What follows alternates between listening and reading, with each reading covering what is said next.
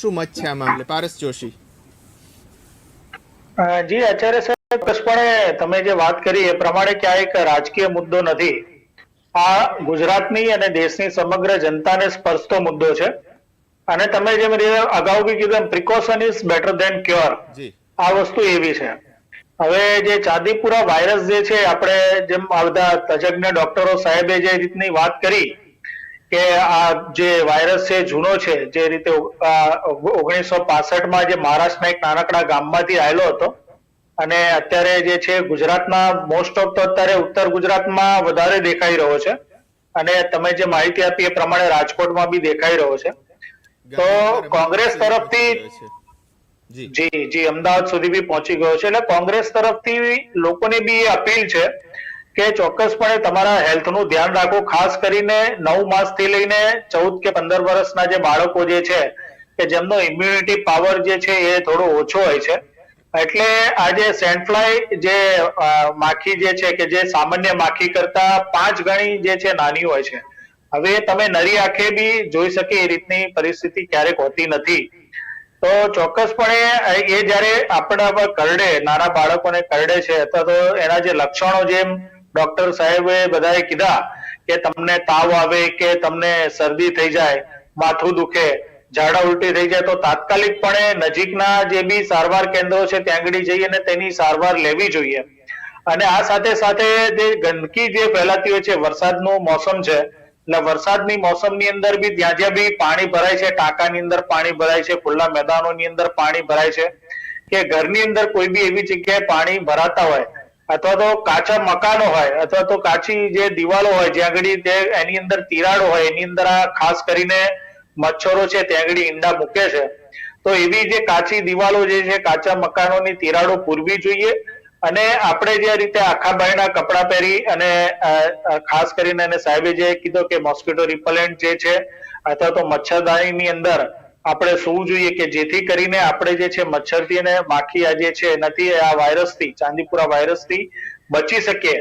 અને કોંગ્રેસ તરફથી ફરીથી એ લોકોને અપીલ છે કે ક્યાંય બી અમે અમારા પોતાના જે બી કાર્યકર્તાઓ છે એમને બી આજે ઇન્સ્ટ્રક્શન આપવામાં આવી છે કે ક્યાંય બી એવા કોઈ ગામડાઓની અંદર અથવા તો આપણે એવા જો કોઈ કેસ દેખાય તો તરત જ અમારા કાર્યકર્તાઓ સતર્ક થઈને જે બી કઈ મદદ થતી હશે ત્યાં આગળ જઈને પાવડરના છંટે મદદ કરશે, ત્યાં આગળ સાફ સફાઈ કરવાની હશે, કાદવ કીચડ દૂર કરવાના હશે. તમારા કાર્યકર્તાઓ ત્યાં આગળ બી રાજકીય જે રીતે છે એ આખી વસ્તુને દૂર કરી અને ત્યાં આગળ બી પોતે મદદમાં આવશે. અને ચોક્કસપણે લોકોની જાગૃતિ, જેમ સાહેબોએ કીધું, તજજ્ઞ સાહેબોએ, કે ભાઈ તમારે જે જાગૃતિ છે મેઇન વસ્તુ છે. લોકો જે રીતે જાગૃતિ રાખશે અને મચ્છર અને માખી જે કરડવાથી આ જે વાયરસ થાય છે, સેન્ડફ્લાય માખીથી, એ કરડવાથી જે વાયરસ થાય છે ને તેનાથી આપણે ખૂબ દુઃખદ બાબત છે કે અત્યારે લગભગ 14 કે 15 થી વધારે મૃત્યુ બાળકોના થયા છે. અને જે બાળકો જે છે એ પોતાના એમના મા બાપના વાલા સોયા હતા અને તેમણે ક્યારેય વિચાર્યું બી નતું કે આવી પરિસ્થિતિ જે છે એનું સર્જન થશે. પરંતુ આ જે પરિસ્થિતિ જે છે વધારે કફોડી ના બને અને તેને પરિસ્થિતિ થાળે પડે અને બીજા બાળકો અથવા તો જે બીજા બી લોકો જે છે એનો ભોગ ના બને તે માટે તમામ જરૂરિયાતના જે બી પગલા માટે સરકારને જે બી મદદ જોઈતી હશે અથવા તો સરકારની સાથે ઉભું રહેવાનું હશે એ સરકારની સાથે ઉભા રહીશું અને ખભે ખભે મિલાવી અને આ બીમારી જે છે એને નેસ્તો નાબૂદ કરવા માટે અને ગુજરાતમાંથી દૂર કરવા માટે ચોક્કસપણે પ્રયત્ન કરીશું. જી આચાર્યભાઈ, ચોક્કસપણે સાવધાની જે છે અને જે છે એ જ બચાવ છે.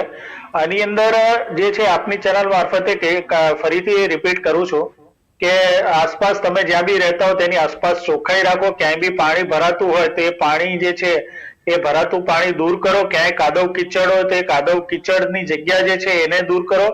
ત્યાં આગળ જે છે એ તમે પાવડરનો છંટકાવ કરો. મચ્છરોનો ઉપદ્રવ જ્યાં થઈ રહ્યો છે એ મચ્છરોનો ઉપદ્રવ દૂર કરો. અને ખાસ કરીને નાના બાળકોનું ખાસ ધ્યાન રાખો, તેમનો ઇમ્યુનિટી પાવર જે છે તે થોડો ઓછો હોય છે. એટલે ખાસ કરીને તમે લાંબી બાયના કપડા પહેરો, જે છે મોસ્કિટો રિપેલન્ટનો ઉપયોગ કરો, સારો ખોરાક ખાઓ અને ખાસ કરીને વધારે પાણી પીવો.